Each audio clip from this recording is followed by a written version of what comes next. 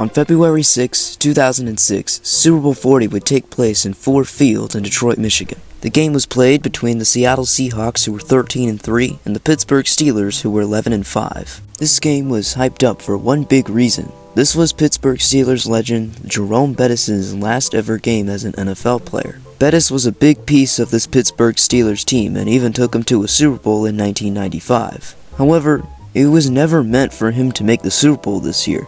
The Pittsburgh Steelers were only the 6th seed and had defeated the Cincinnati Bengals in the wildcard round, upset the Indianapolis Colts in the divisional round, and then defeated the Denver Broncos in the AFC Championship to get here. As for the Seattle Seahawks, however, this was no surprise. They were the 1 seed in the NFC and were expected to make the Super Bowl. They started out by defeating the Redskins in the divisional round and then destroyed the Carolina Panthers in the NFC Championship game. That leads us to this matchup here in Super Bowl 40 between the Seattle Seahawks and the Pittsburgh Steelers. Needless to say, right away things were fishy. Jerome Bettis was a Detroit native and was born and raised in Detroit, Michigan. Jerome Bettis obviously wanted to end his career with a Super Bowl ring, and Detroit definitely wanted that too.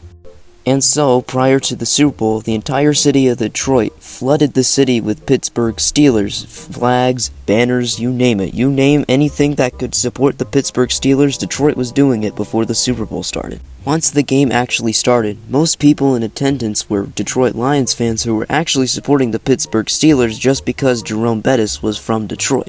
Not to mention, there's also a bunch of Steelers fans who are legitimate Steelers fans and just simply rooting for their team in the Super Bowl because they want to.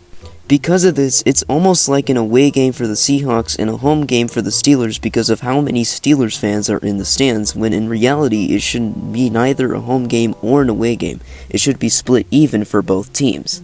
However though, there have been multiple Super Bowls like this, where one team completely outweighed the other team in terms of fans, so this has nothing to do with the actual outcome of the game, so we're just gonna skip over this part. Now, if you're wondering, the Pittsburgh Steelers actually ended up winning this game by a score of 21-10.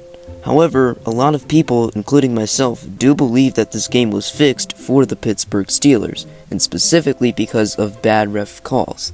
So today we're just going to go over some of those calls and see how bad they really were. The first controversial call came late in the first half when the Pittsburgh Steelers had the ball on the 1-yard line and it was 3rd and goal. Ben Roethlisberger took the ball and rushed it, and it was called for a touchdown. However, if you looked at the replay, you can see that the ball never actually made it into the end zone. Ben Roethlisberger's head and shoulder did, but the ball never did, and that's all that mattered.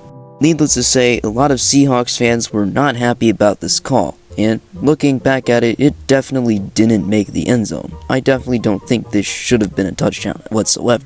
Even if you do disagree with that last call, there's no denying that the next call that came at the end of the game was definitely not a good call at all. The Seahawks made a big play that launched the ball all the way up to the 1-yard line for a 1st and goal. However, one of the offensive linemen was called for holding. However, once again, looking back at the replays, you can see that the Pittsburgh Steelers defensive lineman is offsides before the snap even happened.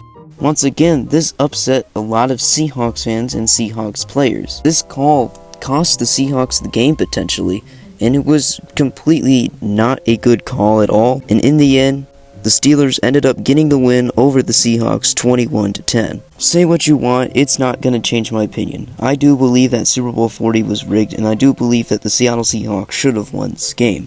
However though, I don't want to get too controversial, so I'm just going to end the video here. Please leave a like if you enjoyed. You can subscribe if you want, but hey, you don't have to. I don't really care at this point, but I would appreciate it if you did. I'll make another video sometime soon. Maybe it'll be next week, maybe it'll be in a few days. I'm not 100% sure yet, but thank you for watching. Goodbye.